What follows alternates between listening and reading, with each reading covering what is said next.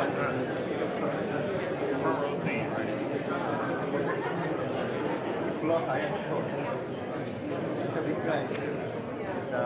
Sitting down, you should be fine. You get too close. They'll make you a cameraman. They'll make you a cameraman. No, yeah, you can ask questions. Are you in finance? So what is your role? Yeah. So before using the Unit 4, what product were you using?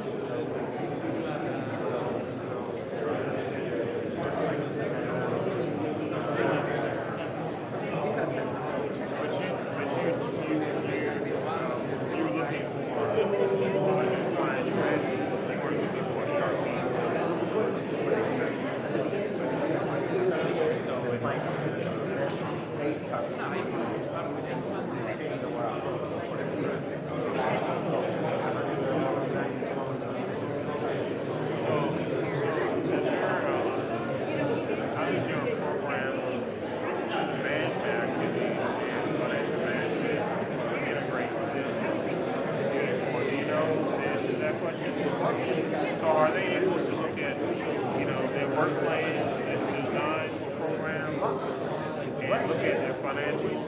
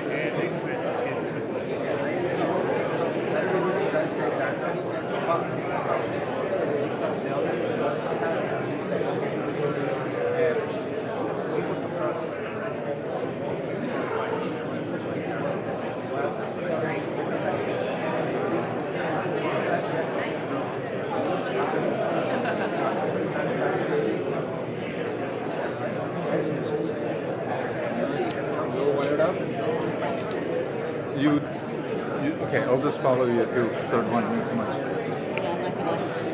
I'm not gonna walk around.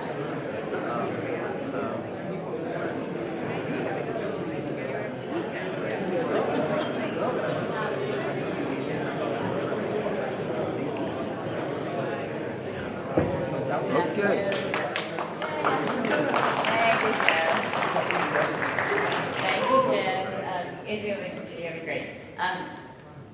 So, how's everybody doing? Okay, so we've got a really fascinating panel this afternoon, or I should say a fascinating discussion. I'm not really sure you can do a panel of one moderator, one speaker, that might be a panel. I'm absolutely thrilled that we get to take on this topic this afternoon because it's one of those areas that's emerging. There's a lot of discussion happening about it. The implications for the work that we do collectively and the resources that cognitive computing can bring to the development question are ones that I think really deserve a significant amount of exploration and that are really fascinating to think about what the potential is. So I'm thrilled this afternoon that we have with us Neil Sahota, Master Inventor, which is the world's greatest title, and from IBM, who also happens to be the worldwide lead for the Watson project. And Neil's going to tell us all about what's happening with Watson. He's a big thinker, great insight, and we're going to make sure that we get all of that great thinking and insights pulled out, because he is going to come up on stage with Radha Basu. And of course, all of us know Radha. But if you don't know Radha, you should know that she is the CEO of iMerit, which is a wonderful organization based in India. She happens to be also the director of the Frugal Innovation Lab at Santa Clara University. But her most important role, of course, is NetHook board member. And she's been the vice chair of the NetHook board for the last several years, and was absolutely critical in the founding of NetHook. But her commitment to NetHook and bringing great ideas and great folks to interact with us here at NetHook through the years has been a really wonderful one. So Radha and Neil, I will invite you to come on up here and drive this conversation and let us know all about what's going on in the world of cognitive computing. Thanks.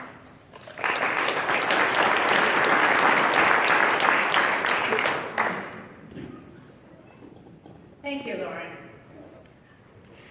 I thought frugal innovation was cool, but master inventor? That definitely trumps it. So Neil, it's a real pleasure to have you here and have you with us. Thank you. I'm honored to be here. So we have to share a little secret with you. So we met about 1:30 today, and we decided, we had slides, and we decided to merge them. So we're going to do something on the fly here. It's a merged set of slides, and we're going to go talk back and forth, and let's see what happens. It should be, I mean, it is the last session of today, and so we just thought we'd make it a little bit fun. And anyway, it's a topic that can be very, very exciting or very, very technical. And we just decided that we would take it on the fly and decide how it comes across. So we're going to talk about, in this whole area of digital transformation, how does cognitive computing, and here's your cognitive computing expert. And so that's his title, the Master Inventor title. So in a lot of discussions, the questions that have come up are, what are these buzzwords? Artificial intelligence, machine learning, cognitive computing. So we thought we'd put some very simple explanations of these. Basically, computer systems able to perform tasks that require human intelligence. Enabling the computers to learn to get that intelligence, that's machine learning. And guess who gets to train those machines? So you hear about training machine algorithms, creating data sets from machines, things like that. And then, how do you simulate the thought process, the kind of the brilliant thought processes that we all have, in a model that not just learns? So you can train machine algorithms, that's fairly straightforward. You can create data sets. But then, if it's constantly learning and mimicking the way the brain works, then you start to get into cognitive systems. So when you hear these terms, we just wanted to at least put it out there. And then you hear this term of data science, all these data scientists. I think at the last count, when we say that there are 70,000 organizations that have the title of data science, and many of them are young. Right? In fact, a lot of the startups have data scientists, I think, before they have CEOs. So, chief data person, scientist, Pancho, is the newest title and the hottest title in Silicon Valley, to be a data scientist. So what do these people do. They usually look quite unruly as well. They deal with unruly data. They have, oh, you have to see some of the data scientists that we work with at Chimeras, and it's just really quite interesting. They take voice data, graphics, image, text, video. I think that's the exciting part, is bringing all these different kinds of data together. They're large, they're messy, they're unruly, they're unstructured, structured, some of them are low quality. And how do you put that together into data science, make it useful? Very important part of this is privacy and confidentiality that's being discussed. And a lot of people think when we use things like crowd tasking and things like that, and anonymous crowd, I don't know what is happening to humans. We're becoming anonymous, we're getting machinized and stuff like that. But these actually can add to the privacy because everything is microtasked. And so when it's microtasked and distributed, you cannot pick up a particular patient health information record. For example, you will have to put it all together. And then delivering insights, trends, and conclusions. So this is kind of this world of data science. I wanted to take it back to one thing and then turn it over to Neil.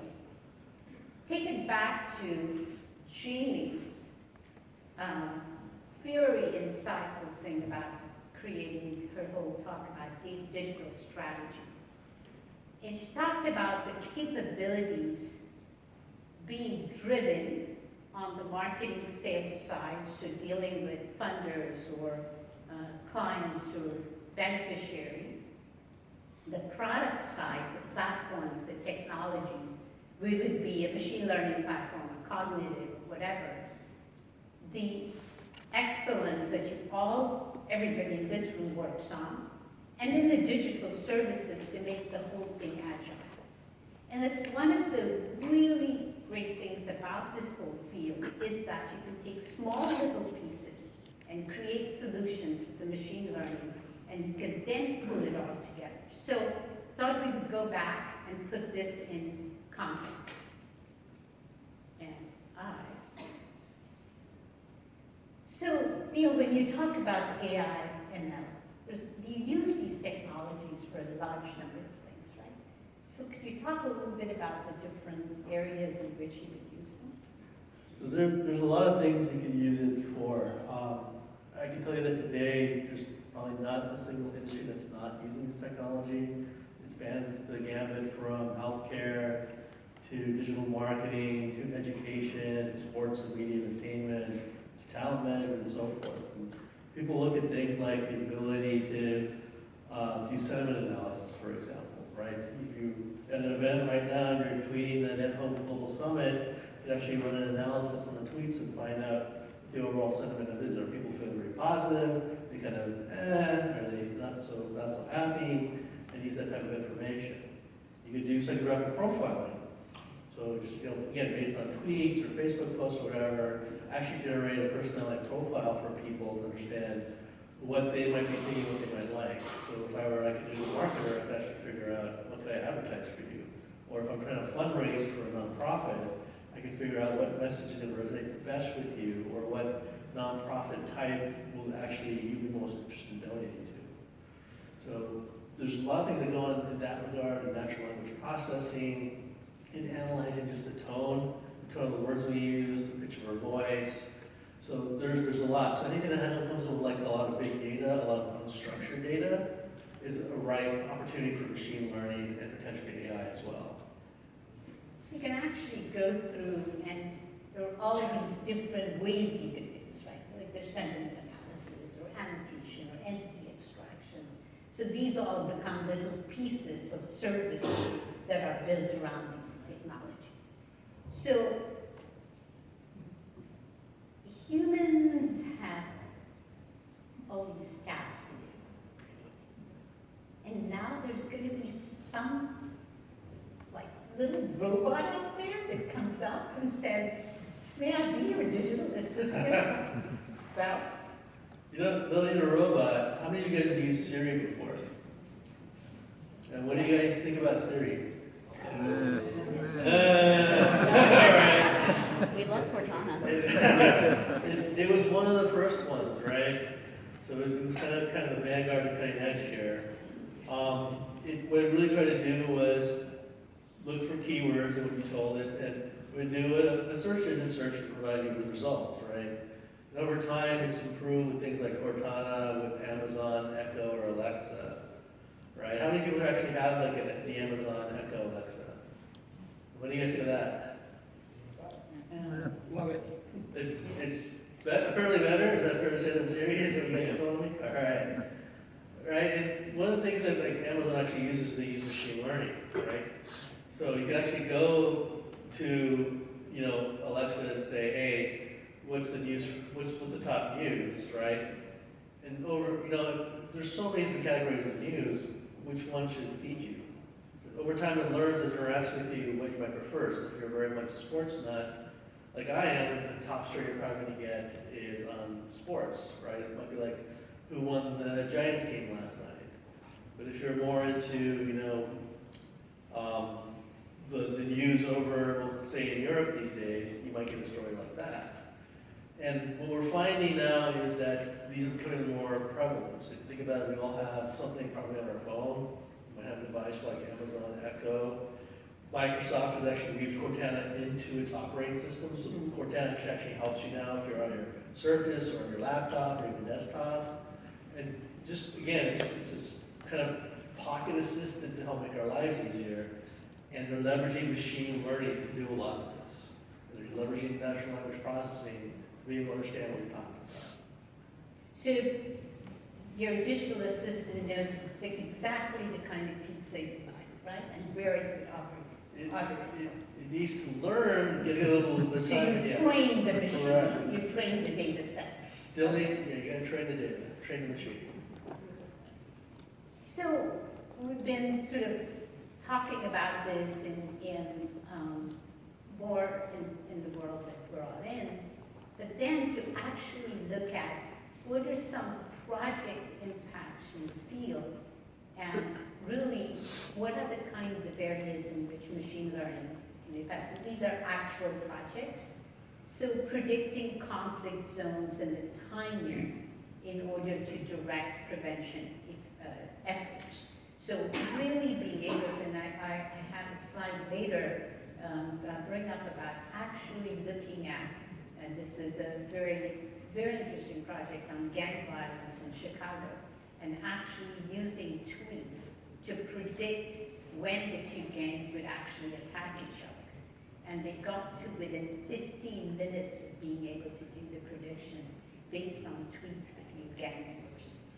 Or looking at the historic and future mapping of infectious diseases to target intervention, actually following the path of infectious diseases.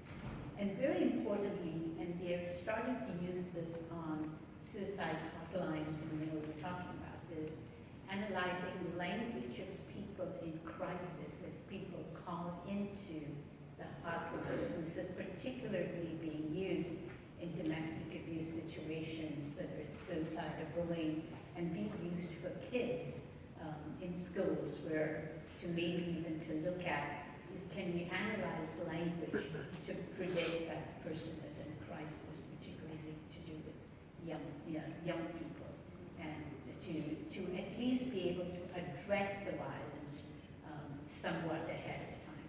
So these are some of the project impacts in the field.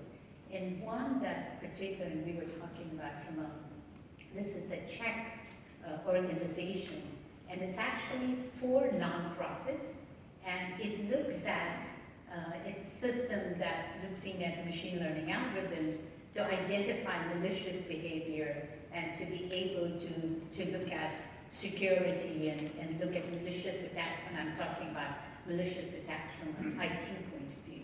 So this is the Czech company that actually has it as open source code that can be made available. So we were talking about those kinds of things as being important as well, from the NGO point of view. And I wondered if you could talk a little bit more about some of these areas.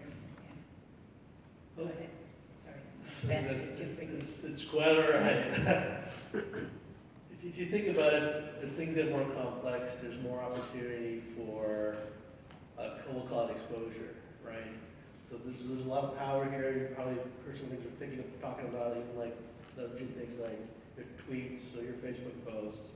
There's a lot of concern then, what could this be done in terms of security and privacy, right? Are we at more risk now? Because if you think about it, how much data do we actually generate? We're generating tons of data just sitting here in this room right now, each one of us. And we may not think twice about tweeting something, posting something, sharing a picture, through Instagram, whatever it is. But if people are using machine learning, if they're using artificial intelligence, as a data point or data source, is there a risk to that? Could someone, take our identity? Could they learn that, hey, these guys are on vacation on the house? It's a very real threat that's taken very seriously by most of our organizations. So we were trying to do two things. One, like, especially at IBM, we focus on making sure that whatever's done is for legal purposes, right? So we are a big company. We tend to be a very conservative company. But we don't want to put our clients, our customers, our partners, or people at risk. And I think there's a pretty general consensus that's also the model, right? You just can't use this technology for anything. The other thing we're actually trying to do is leverage like artificial intelligence to actually help solve some of these problems. So one of the things that we actually did is we sent IBM Watson cybersecurity school so that Watson can actually try and monitor these potential risk exposures or these types of threats. So let's make the machine work for us. And we had talked about some in AI for education and training. And then there's this whole field of augmented reality and how you can be watching a game and actually it comes to you, right? Where you could be, giving an example of, you could be having a vacation through augmented reality. So it's not, now we're going to bring our vacation into our homes. So, does anyone have a friend that plays Pokemon Go? That's a good example of augmented reality, right? It's already becoming quite persuasive into our cultures. That if you've ever watched a Blu-ray and used the second screen functionalities as you're watching a movie and you're getting additional information like on your tablet, it's the same type of thing here, right? You can actually now experience reality on 2 or even multiple type of levels. so we actually looked at, does this have any application in the world that we're in? And one of the ways that augmented reality, I don't know about virtual reality, but at least augmented reality comes into the area that we work with is in the way that we work with our funders.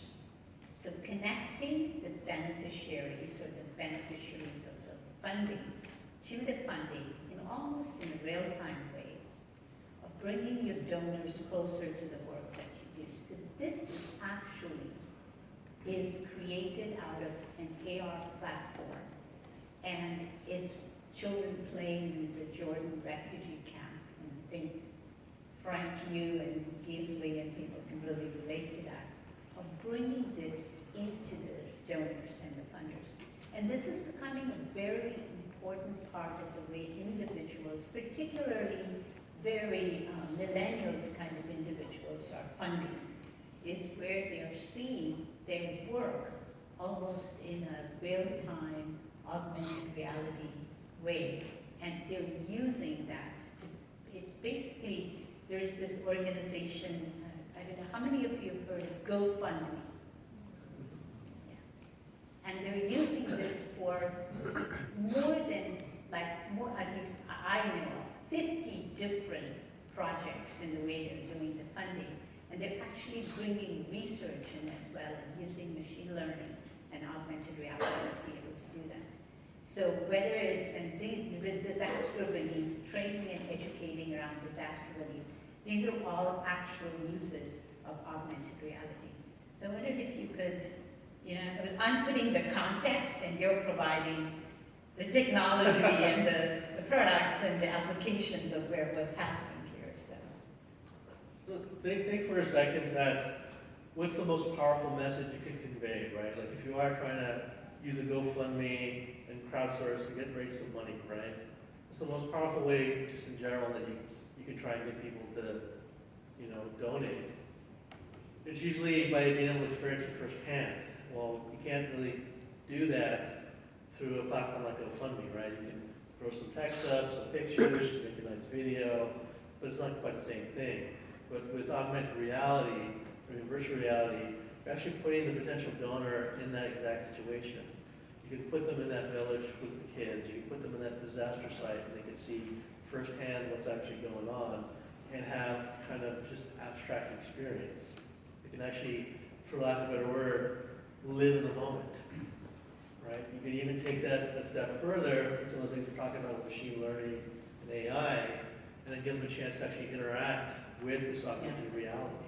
You can actually ask people questions and hear their stories. Think about how powerful that would be just from a donation standpoint. So, Lauren, you talked about network and the C-suite and really connecting into the donors and the beneficiaries. This is a way that we can actually bring, if we had an AR. I mean, it's not very hard to do because the technologies and the products come from our friends at Watson. Maybe a little bit from Microsoft or Google, some of those players as well. There's a few options. Yeah. And to be able to build on top of that and offer these, then it makes us as the communities that are actually providing the applications to sit on top of this and connect the donors in front of us, then we become right in the middle of that whole chain. This is one I thought I do need to share with you. I know it's not beneficiaries, but we are a social enterprise in Unmarried, and I know you like the story a lot. But this was one of the headlines in Sports Illustrated after the Chicago Cubs won. And it's about them using big data to win the World Series. Well, it was about motion capture of, you can actually see pictures. And we did about 1 million images of pictures across the MLB. And looking at the analysis of the in-game footage, modeling the picture mechanics and the angles and all that. We actually took, this was, a lot of the work was done by young Muslim women in one of the centers that iMerit has, that's all Muslim girls. And we actually took them to the U.S. consulate for them to see baseball games, because they had no idea about baseball. And they knew cricket better, and that would be very wrong in the way they would do the analytics. And monitoring for performance and fatigue and Kinetrax, and I don't know how many of you know Kinetrax, produced, they actually had the capturing, the video capturing, and to be motion capture, it's called, and worked on the three models for Chicago Cubs. I will not say anything more about any of the work we do, but this one I just couldn't. It's too close to what happened. So in all of this, where does cognitive fit? What is this cognitive? We've talked about all of these different things. What is cognitive? That's a great question, Radu. When people hear AI, what do you guys really think about, right?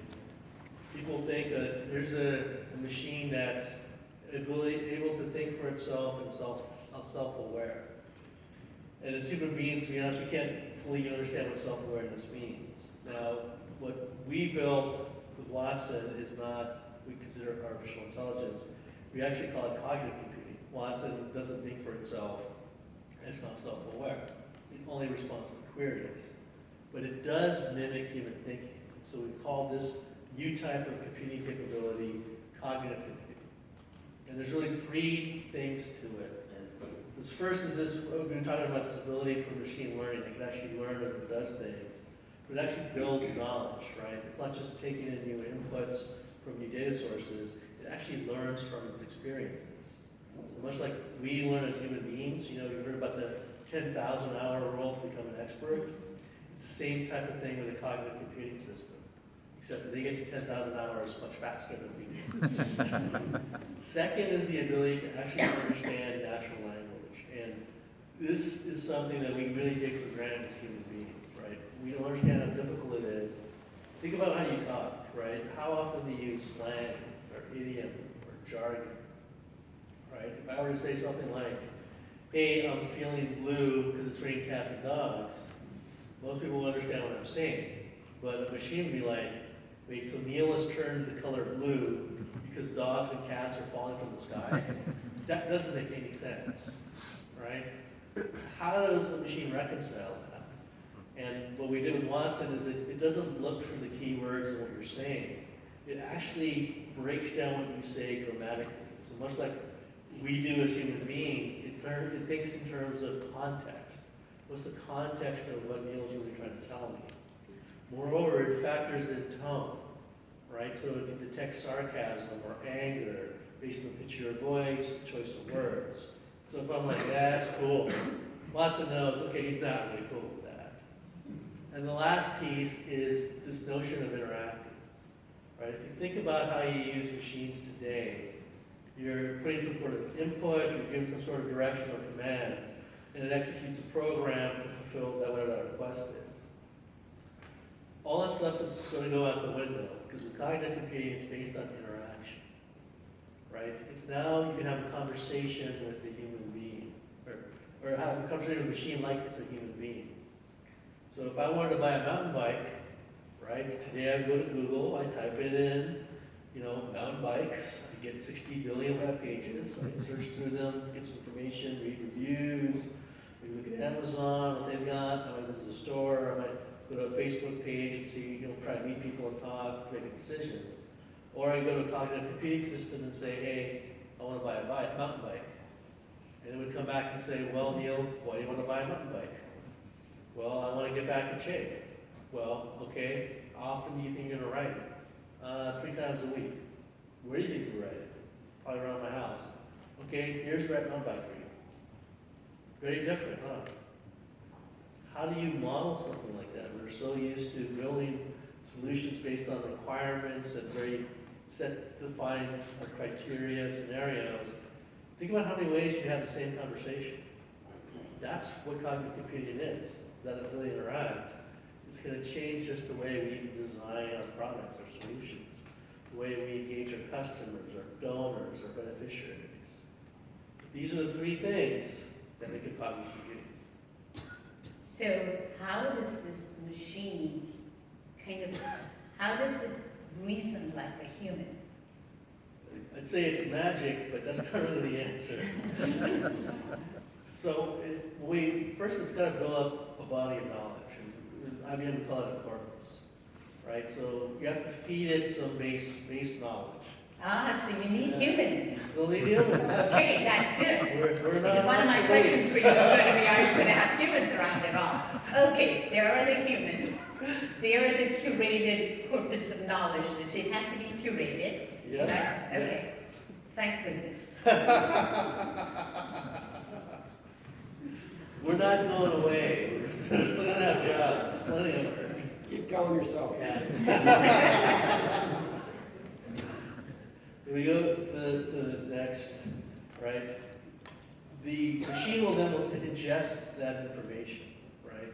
So we'll take whatever period of knowledge we give it, and it's going to organize it in a way that's going to make it more efficient for the machine to use. So it's going to, as we call it, index the information. So now it's got all that stuff.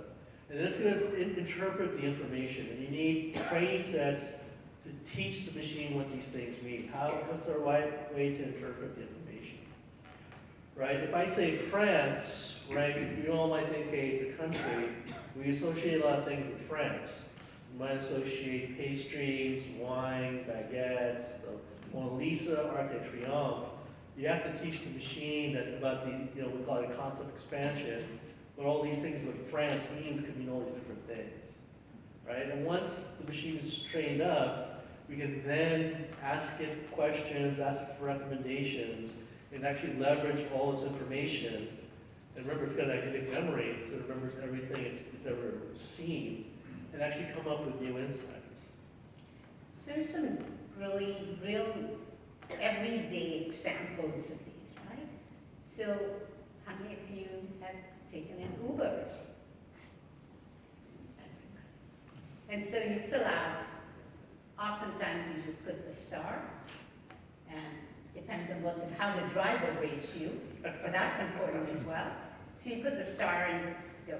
But about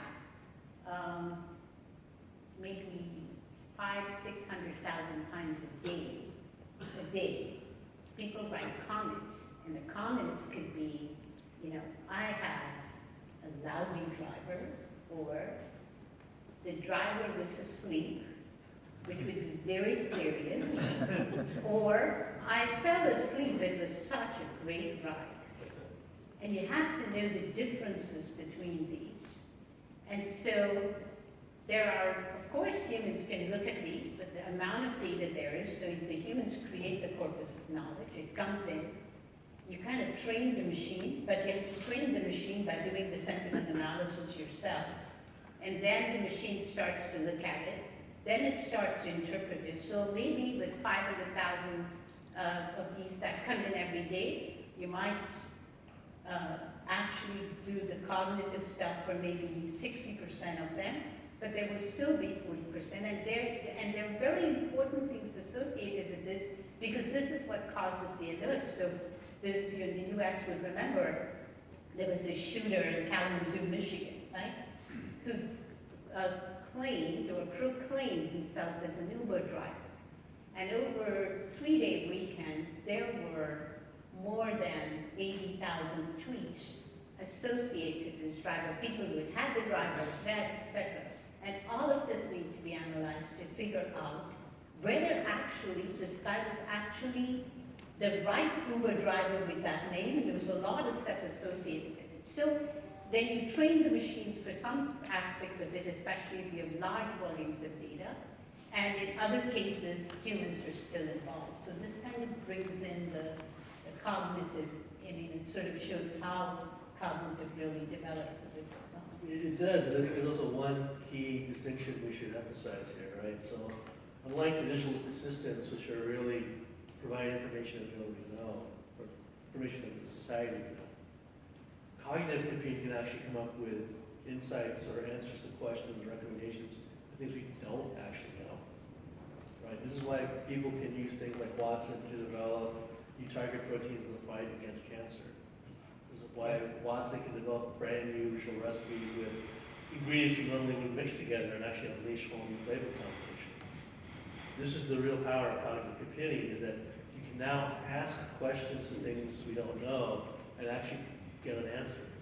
So if you're wondering where, are we at risk of a pandemic, or where the next natural disaster might occur, or how to find a new donor pool, cognitive computing can actually help you do that. Or if Pat is going to introduce a new vaccine, Yep. and being able to get all the information around that, or around clinical trials. Absolutely. So there are many platforms, so this might look like, oh, this is really hard to do, but as I said, that you can actually digest this down into very small projects, and there are many platforms, and this is where Jeannie's thing about on-demand data services, which is another term besides data science that we've come across as on-demand, where you look at data set creation, cleansing, preparation, curation, you build the data, get the data to build the solutions around the AI and ML.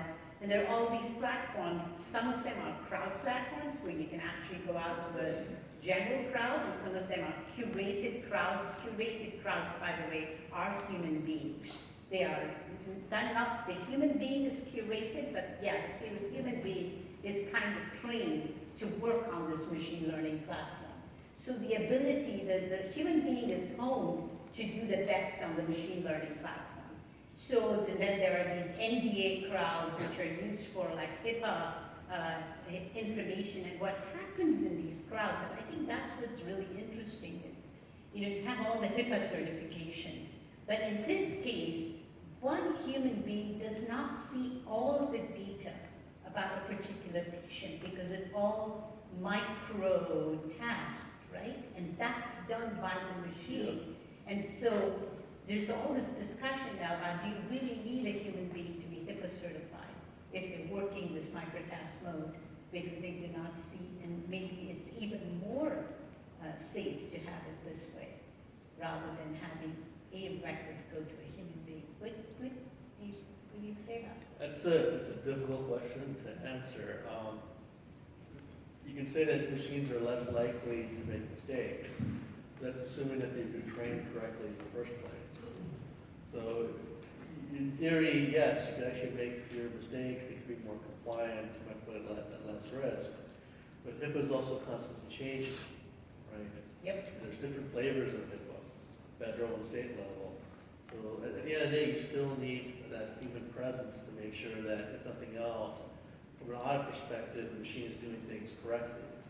Human beings are very creative, and we do silly things sometimes, so there's always these one-offs that are going to occur that the machine may not know how to handle. I was thinking more from the viewpoint of security and privacy. From the privacy viewpoint, there's a lot of discussion about can this microtasking and breaking up of any person's data, can that actually add to the privacy crisis? So you had a video here, and I wonder if you guys can tee this up. What is this video? So one of the big things people always ask is, well, we know machines are good at a few things, right? Computers are better at a few things, like calculations, things like that. And humans are better at a few things as well, right? There's things that we can do that we're just going to always do better than a machine. But are there things that we maybe discounted machines can do that we haven't thought of? Like, would you ever think to use a machine to train C&I dummies? It's already happening, right? One of the big debates is, can machines do something creative? Can they create art or music, for example? So we're going to show a video now showing that a machine can create a movie trailer. Fox approached IBM and they said, well, we have this movie coming out. It's called Morgan. And it's an AI horror thriller.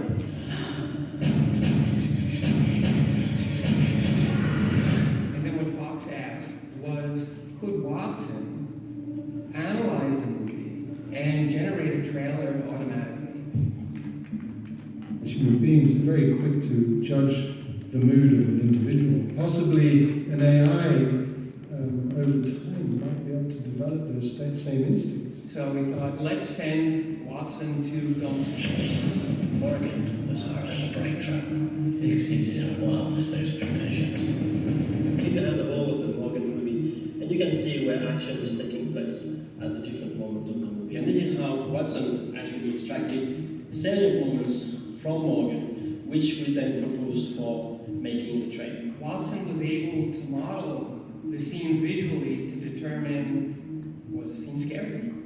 Was it a tender moment? Was there sadness or happiness? Watson is the tool that's helping arrange the visuals, but it still needs the human element, so then I can come in and just supervise the creative aspect of it. I don't think AI is any value until it does start to understand and calibrate those emotions for itself. I think that's asking a deeper question. Will computers be able to create art? Can they create? Period. It's still very difficult to think of how a computer might be capable of original thought, something that's essential in creativity. So this whole trailer was created by Watson. Yeah, so Watson, actually, we sent Watson to film school, and so we learned about making movies and how do you entice people to watch movies. We had Watson watch the movie Morgan, and actually figured out what he thought would be the best scenes to splice together to make a trailer that would encourage people to actually watch the movie. So I hear a lot of ad agencies are now using their ads are being created as, it's the next week's whatever, Big Bang Theory, and ads are being created on the fly using Watson-like technology. They are, and speaking a step further now where there's this concept of interactive ads. So if you were to watch a movie trailer or a commercial or even a video on a crowdfunding site like GoFundMe, and you're kind of on the fence, you're kind of interested, but you need a little bit more to close the deal, you can actually now interact with the ad and ask the ad questions. And it's something like a Watson or an AI that you're actually talking to learn more. So the big guys here are Google, Microsoft, you, who else? Amazon, Palantir. Yep. But I like this quote. We were talking about this, right? At the end of it, machines cannot confidently replace humans, right? They can only replace humans for the high confidence predictions. And that's what you train the machines for. I just put this up just so that we don't leave today thinking, oh my gosh, are we all going to be back here next year? Or is it going to be our proxies? Is it going to be, you know, some aspect of us, the virtual us here? So it allows us to do the business process faster, but at the end of it is so. I like this guy, Lucas, very much. He's the Crowdflower CEO. He's less than 30 years old, and he literally lives this field. I talked a little bit about and you talked about the use of the police force as well. But this is an area predicting gun violence, particularly in the United States. This is the example I was saying that 800 tweets were posted by Chicago gang members, literally in a half day before a very serious, this only happened 6 months ago, very serious gang violence happened. And so they were using this, detecting the language that might predict the violence. They have this one person who was the head of one of the gangs. She's had been involved in violence when she was 14, and she died when she was 19, this young lady. But she sent out something like close to 90 tweets and used that to actually direct the gang. And so by monitoring the tweets, but it also brought up the question of privacy, it brought up the question of, you know, do you really track people like this? But this was one where the Bloomberg data figure, they fund prediction of gun violence using these kinds of things. And we talked a lot about people like GoFundMe, but they use the cancer, or they actually put the pictures on, and people who are interested in it are able to raise funds onto this. So can we auto-detect cancer cells? And you were going to talk a little bit about this whole area. So if you, I don't know how many people may have had an MRI, for example, right? If you go into the machine, they take all these pictures, you know, generate the video. Usually there'll be a doctor there looking, but it really takes them 3 days to consolidate and have something ready for review. Right? In the meantime, if you're really seriously injured, you might be in a world of hurt, or something bad might happen. So the question is, can we use machines to read MRIs? Can we use machines to read X-rays? The answer is yes, we can. We have to train machines to do that. So if you had like a cognitive computing system, as the MRI is being taken, actually read it in real time, you could actually detect what's going on. Right? If you had a machine that can see to a much deeper pixelated level than the human eye, we might detect that nascent piece of cancer before it really starts to grow. So there's actually a whole push now in this area, we call it medical imaging, where we want to use this type of technology. They want to use the machine learning, they want to use the AI component to actually be able to do things like that. So many organizations that are, I just put up 3 of them. These are nonprofits, or these 2 of them are Base Impact, which is actually a global NGO that is offering data science capabilities to nonprofits. And CIVIS, that empowers organizations to run data analytics faster, and I think most of you know DataKind, which actually produces the algorithms. There are other companies as well. We won't go into Palantir is big, and I think the guys on Monday talked about them, our volunteer organization. So you're going to end with this. Well, we were going to end on a different footing. We're going to end on a happy note, don't worry. One of the things that we found is that, a lot of people, they really don't know what IBM does anymore. They don't know that we're actually wired, our corporate DNA for community service, or give back, as we call it. And we actually are trying to leverage our technology like Watson for this type of work. So IBM's made an investment of $100 million in what we call Project Lucy, where we're trying to actually help improve the infrastructure in Africa. So we're actually using Watson, like, for example, in agriculture, to help farmers improve their crop yields, to figure out, okay, based on not just general climate trends, but actual climate predictions, one day out, a week out, whatever, to improve crop yields, to improve, use of the soil content, do the analysis, figure out what's the right crop to grow when, to improve the water distribution. You may not know this, but there's only one doctor for about every 2,000 people in Africa. It makes it very hard to get, good quality health care. Well, what if you empower people where you give them a self-contained app and a tablet that can actually help just an average person diagnose and treat a medical ailment? So, we're trying to use this also, Watson, help improve their energy grid and energy needs, promote more renewable energy as well. We see Africa as a very big growth area and a great area to actually do a lot of community service. And then, at the same time, hopefully help people see that, look, there are good, important things you can do besides business with cognitive computing. Well, and since you're IBM's NGO ambassador, right? And you're putting together this partnership for AI to benefit people in society. It's a nonprofit organization. Right. So it looks like on your board you need some nonprofit representation. Well, you have a room full of people who can actually work. And that would be fantastic, because we're in the process of actually forming the board right now. So if you want to participate, or you feel like you can contribute in some way, this is actually a big initiative. It's not just an IBM initiative.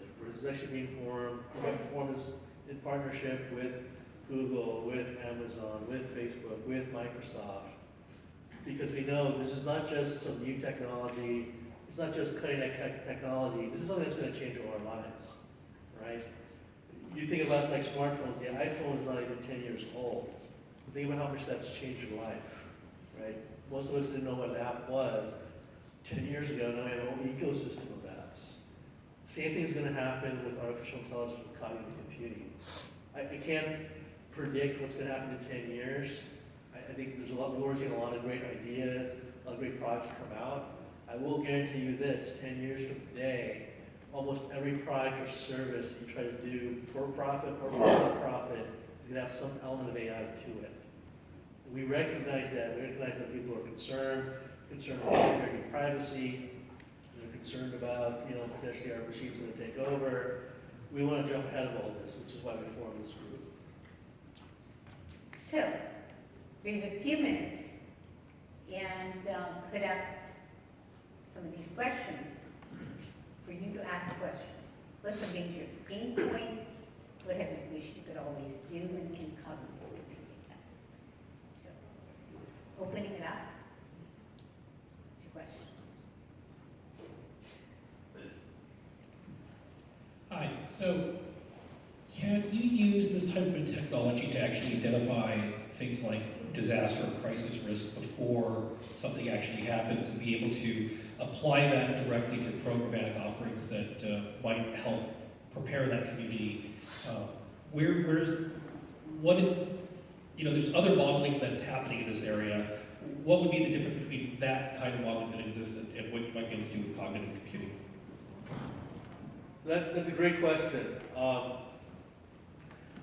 I think you can factor in things that we normally can't, right? If you look at the recent Hurricane Matthew and, it hit the Caribbean pretty hard, we knew that was going to happen, right? And you can say, okay, well, we're going to get medical supplies ready, we're going to get these other things ready. But, there was a prediction about the amount of damage. Could we make a better prediction? Yeah. I mean, we could use the climate or weather information we have and things like that. But think about the human element, right? How do you predict what people are going to do, or the rationality or irrationality of people? You know that some people are probably going to, suffer psychologically or in their mindset. It's going to be a very traumatic experience, basically, for them. We know that. What do we do to prepare for that in advance? Right? You could use something like cognitive computing where before the hurricane even hits, you maybe have an app or an avatar that's being reassuring. Tells them, hey, here's the things you should do. Here's how to try and prepare. Maybe you should evacuate this zone as we track it in real time. Maybe we think it's going to happen. And as the hurricane's even hitting, you have a reassuring voice right there with you to help you through that experience. That's something we can't do today. We could in the future. And actually direct supplies there. We could actually direct supplies, right? If you think about Hurricane Sandy, and I'll date myself here, people were without power and water for literally weeks, were thinking, how could something like this happen? Why weren't they prepared? Well, a lot of the utility companies, they did everything they could. They had extra people on hand, they had extra equipment on hand. They had a bunch of people asking these questions, trying to do everything. But at the end of the day, what stopped them was, a lot of these places are remote locations, right? They're in the middle of nowhere, and they got flooded. There was no way to even get the people or equipment to where they were needed until the water receded, because no one thought of that, right? The cognitive computing solution, you could actually consider all these aspects and you could actually call it out. Actually, Google is doing something which is going back to the tsunami, and they're putting in some of the models to see if they could have predicted where the areas in which the tsunami would have hit, and actually are using that to train the machine algorithms to see if the next time there is an earthquake, or even an earthquake could be predicted within a few hours, what it would do from a tsunami point of view, so people can be ready. I think that's what you're asking about. But they're going back to look at the tsunami to be able to train the machines. So there's this small issue in the world of refugee and resettlement in the United States and things of that nature. And my question, kind of feeding off of that, is there already, or is there the ability, which I imagine there should be, to do predictive intelligence, like vetting people that are coming over, or, you can think of lots of scenarios which centered around that, but using that as kind of one of them. Thoughts? So you're talking about, can we use this to auto-profile people, do I understand correctly? Yeah, I guess you could put it in that category, because you're basically trying to predict whether that person is going to be good for that community or not. I guess you can boil it down to that. Let's rephrase it and say we can measure their potential contributions to the community.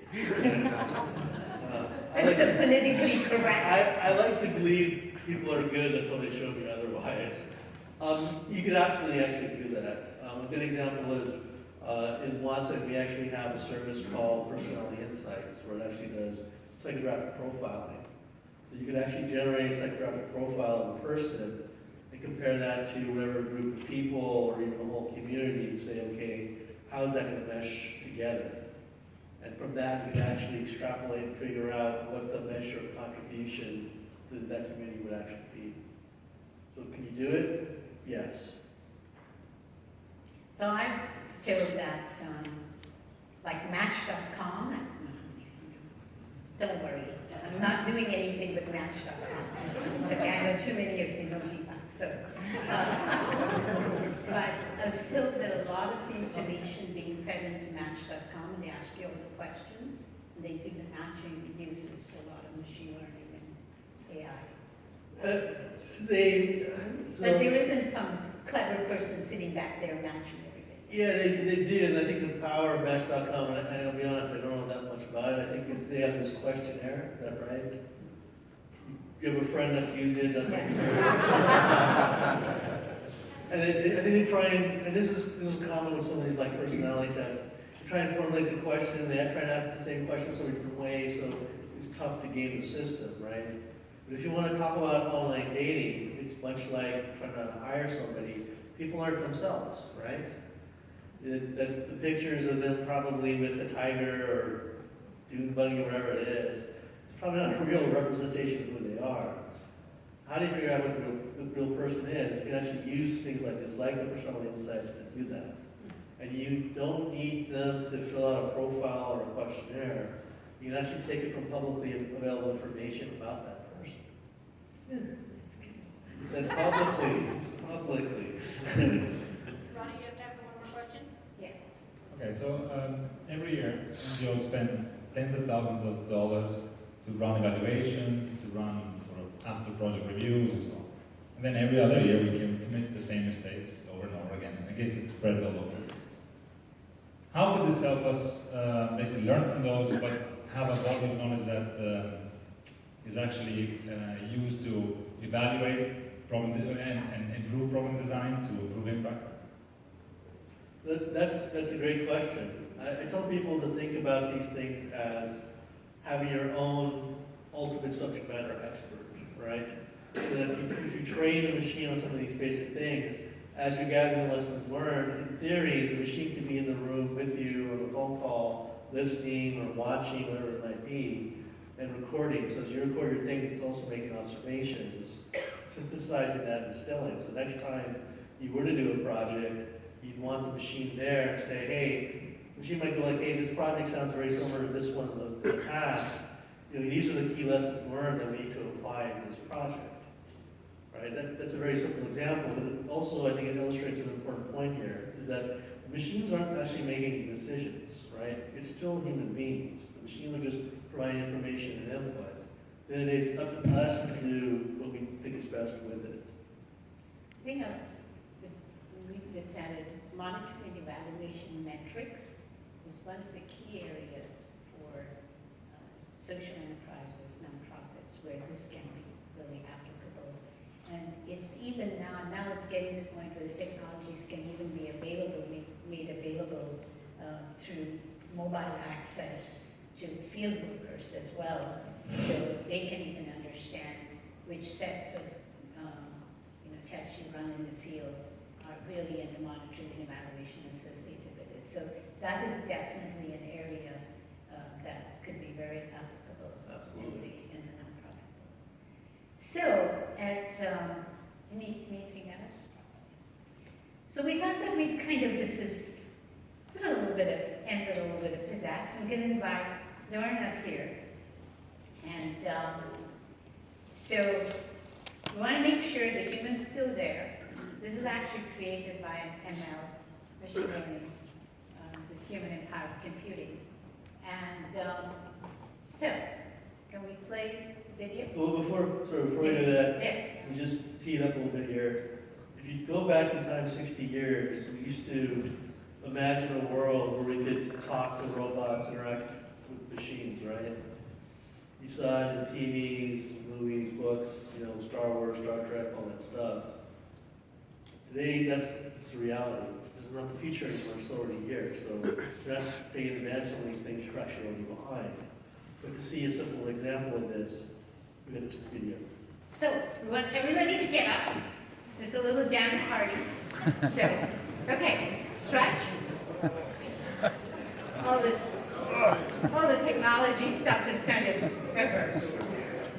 Let's follow this guy. Please introduce yourself. Hello, my name is William. I'm one of 6 robots working with the IBM Watson team. Feel free to ask me anything. Also, what do you think of my blue robotic body? Isn't it pretty? It's very pretty. Is that your favorite color? I really like the color magenta. My eyes turn magenta when I'm thinking of an answer to a question. What's yours? My favorite color is blue.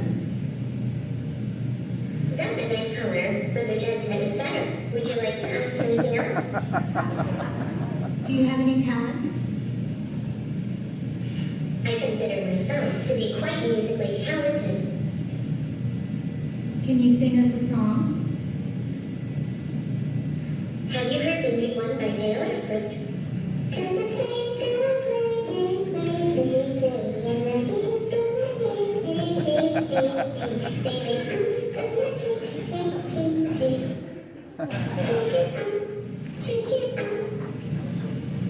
I thought you said you were a good dancer. Wait, just take a look at this. Who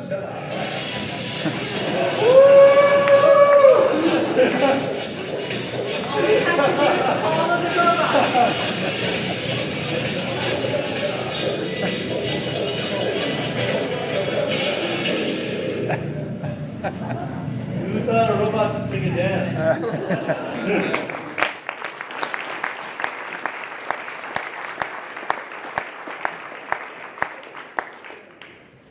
Thank you guys very much. That was awesome. I bet nobody thought you were going to be doing gang stuff, so clearly did. If I could invite the folks from Clanson up, which I can't see past my lights. You got the folks from Clanson in the room? Okay. Oh, there you go. So, I want to thank you, Neil and Rana. That was fascinating. I think we should give Neil and Rana a round of applause because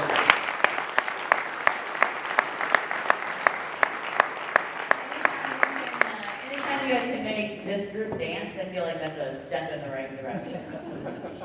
So you guys, I'm going to turn this over to you. That mic is up and running. Neil and Rana are going to help you, and I'm going to step out of the way lest I get swiped into dancing again.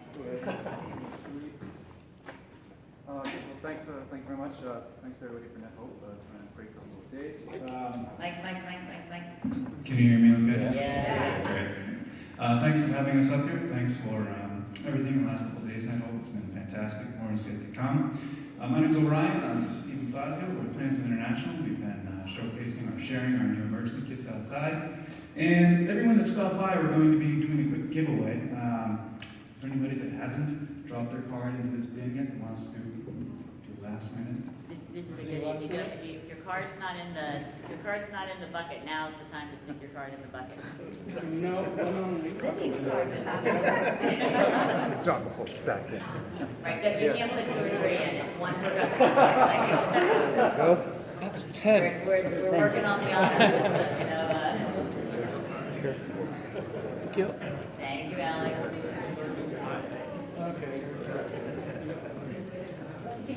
This may take some. Absolutely. That's the board chairman's card. Make sure you put your votes in.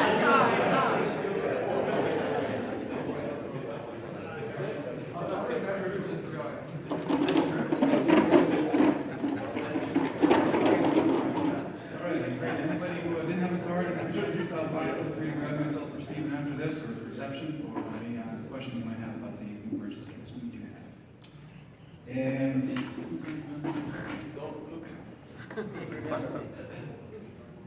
so we're going to start with mystery bags and then back to a voltaic backpack. Can we get Watson to predict mine? You want to read it? Ooh, Alex Alford, Neto.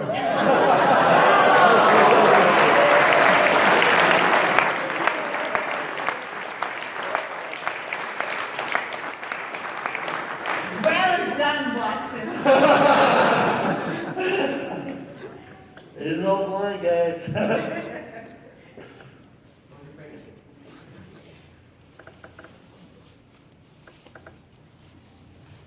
This is a card of Carol Bothwell. All right.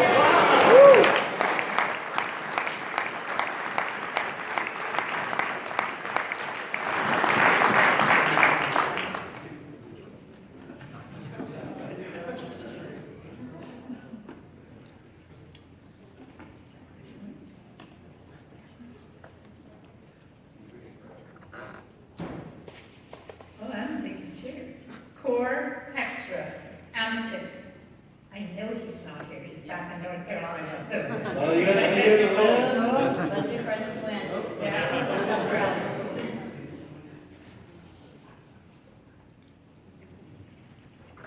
Let's go.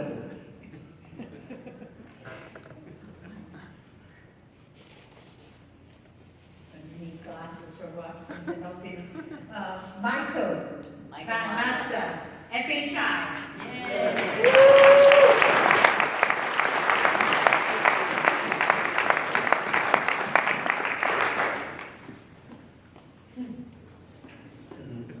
Complex algorithm here. We're training you.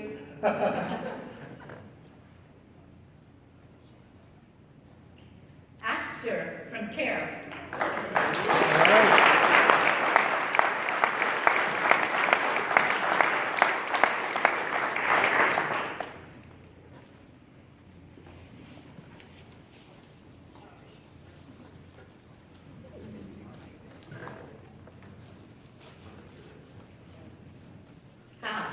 Rakesh, Cisco.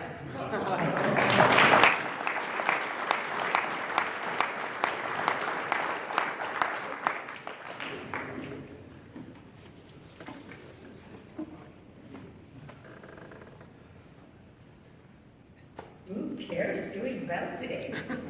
Shilpa Kulkarni from CARE. All right.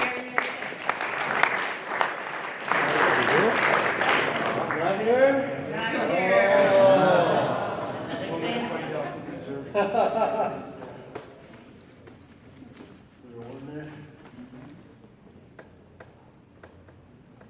Dimitris from ActionAid.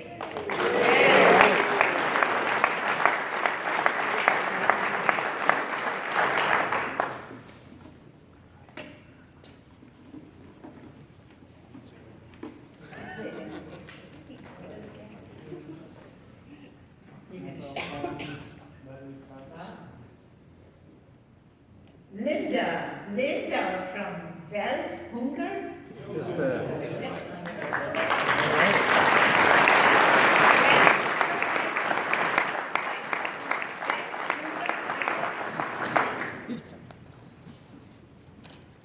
Okay, and now it's...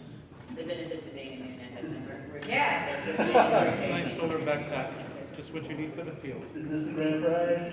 Grand I tell you, Watson's doing well today. Good.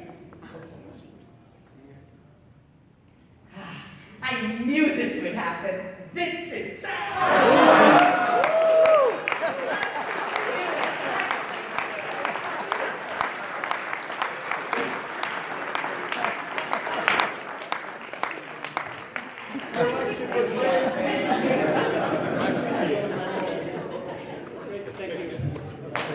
We've got a special plans on that.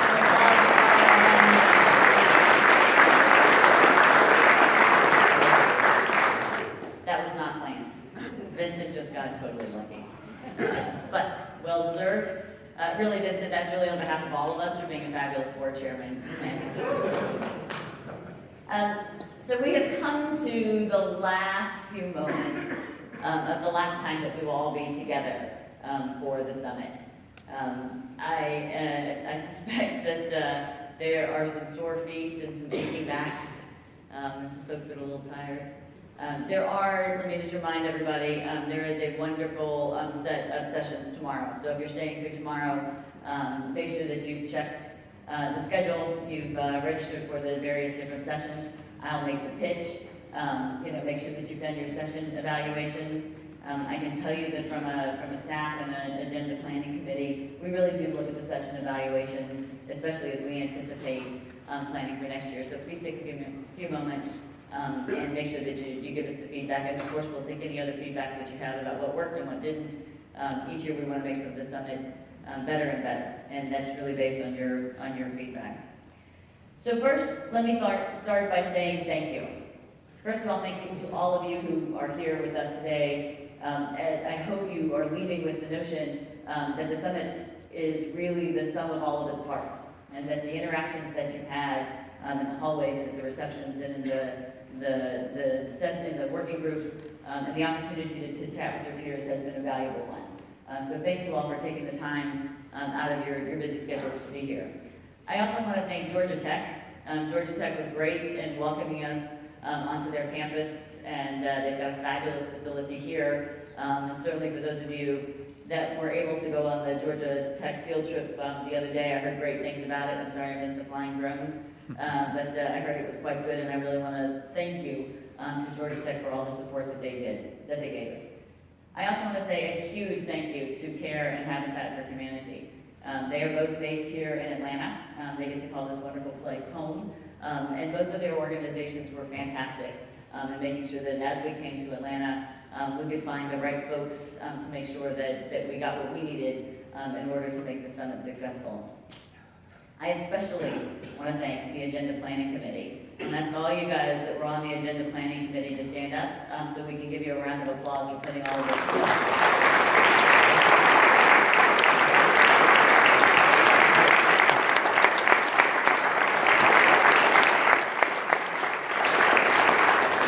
Especially a huge thank you to Greg Shorgan from Care, and to Frederick from the NetHub team, who really kept the process moving. I got lots and lots of emails from both Greg and Frederick on things that I was late on. So I'm sure that all of you that were doing your session descriptions and coordinating your speakers and all that kind of things got plenty as well.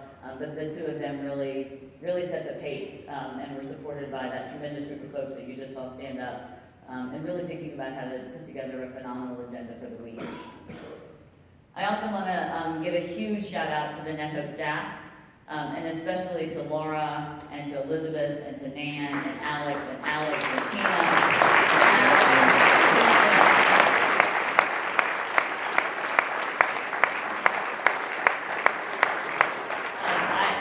I hope you never had a problem that other than a clicker that sometimes has a mind of its own. I hope you never had an issue. These guys have done. I hope you didn't see it because I hope it was seamless. But they did an inordinate amount of work to make everything work smoothly. They thought about details that, frankly, I never ever would have thought about. But they're just an incredibly professional team. Each year it gets better and better.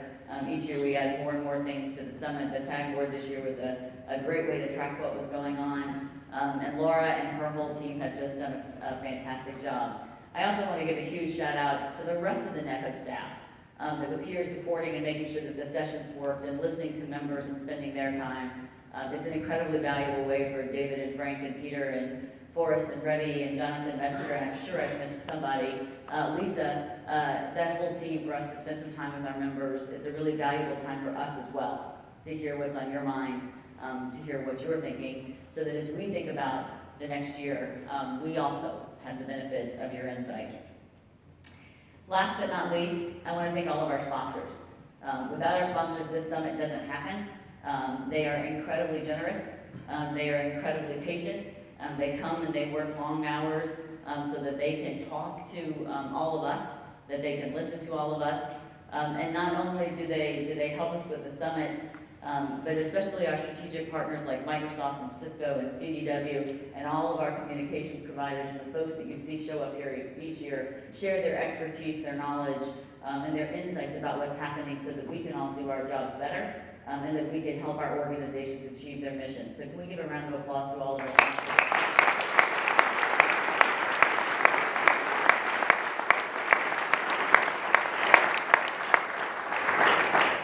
And with that, I want to, it's a really handsome group of folks. I think it's one of actually, we have lamented over the years that it gets harder and harder to take the group photo as we get bigger and bigger.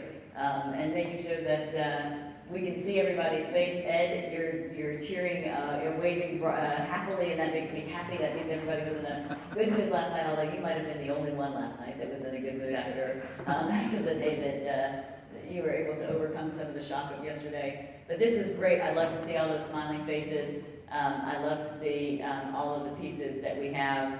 All of the faces that we have there, and know that maybe one year we'll get too big to have the group photo, but I'm glad that we've got a great one this year. I want to give a shout out to Case Club Productions who've been here all week, Casey and Tiffany. Good point.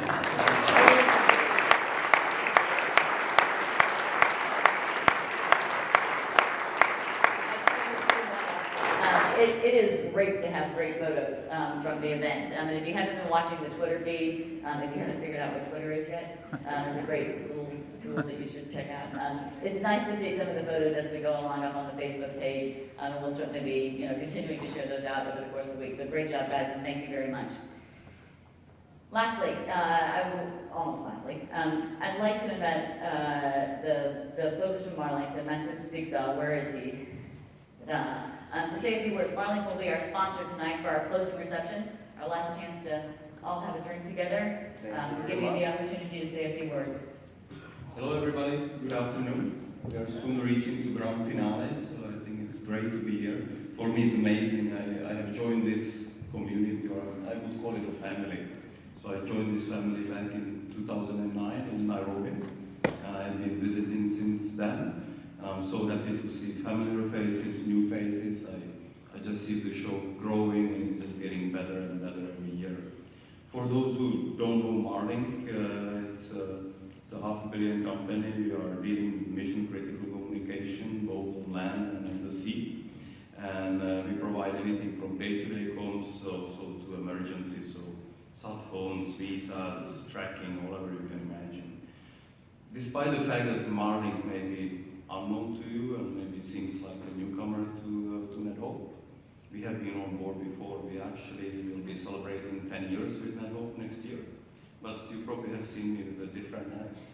You might have seen me with Airbus and Austrium and Izara and Telenor and you name it.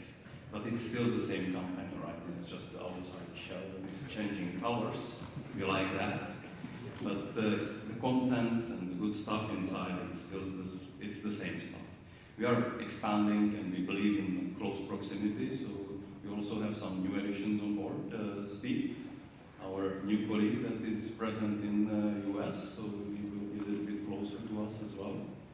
And it's just, every time it's amazing to be here.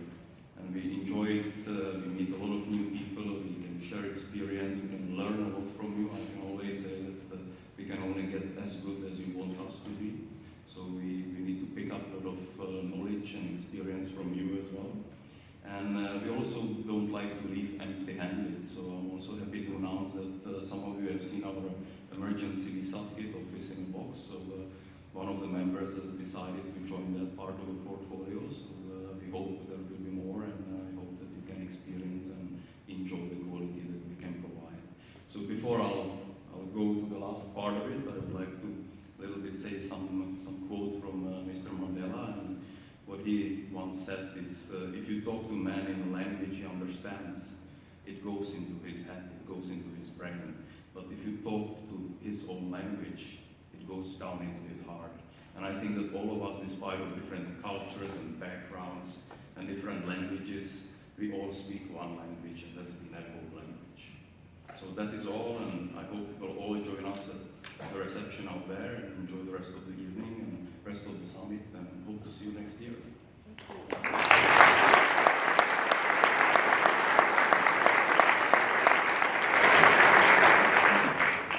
So just a few closing thoughts. I hope you leave this week inspired. I hope you leave this week with new connections, with new ideas, with a sense of what is possible. And many of us have known what was possible through technology over the years. That's why we're here. That's why we do the jobs that we do in the sector in which we do it. But as technology continues to change, as what's possible continues to expand, I hope that you've left this week with some new ideas about how you might bring that energy back to your own organization, and some practical ideas that you might put into place, as well as some friendships and some professional relationships that will help get you there. I've said it before, you've heard it before, we certainly say it a lot inside NetHope, in that the collaboration that happens at this event and throughout the year is what really makes this community much more than the sum of its parts. It is incredible what this community can achieve when it works together. It's incredible what each of our organizations achieve on their own, but together it is really remarkable. And as technology continues to empower us to do even more than that, I hope that we continue to work together throughout the rest of the year and for many, many years to come, so that we can really begin to have a dent in all of those challenges that face this world, and we can do it together through technology, because that's really the fun part of it, in a way that each of us feels proud of the work that we've done and feels good for the communities that we serve. There's always a little bit of melancholy on the last night of the summit that we're together. People will head out of here at various hours tomorrow, and tonight's the last chance for us to spend a little time together. And as we sort of have that little bit of melancholy tonight, we start planning for next year, right? We all start looking forward to where is the next summit going to be. As Laura mentioned this morning, because of her amazing team, we are ready for next year. And so, as we roll the video, see if you can guess where we might be next year. Don't shout it out. Can we roll the video?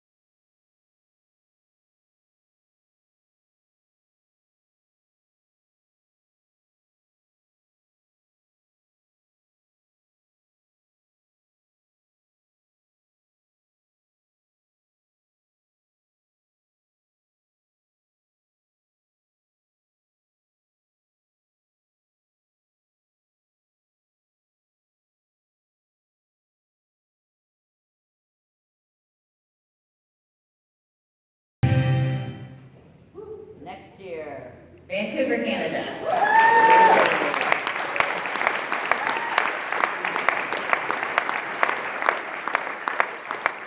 We've never been to Canada, as far as I know, and I know we've got a couple of Canadians in the room, not to least Tina. Yes, Tina. For all I know, next year we may all be Canadians.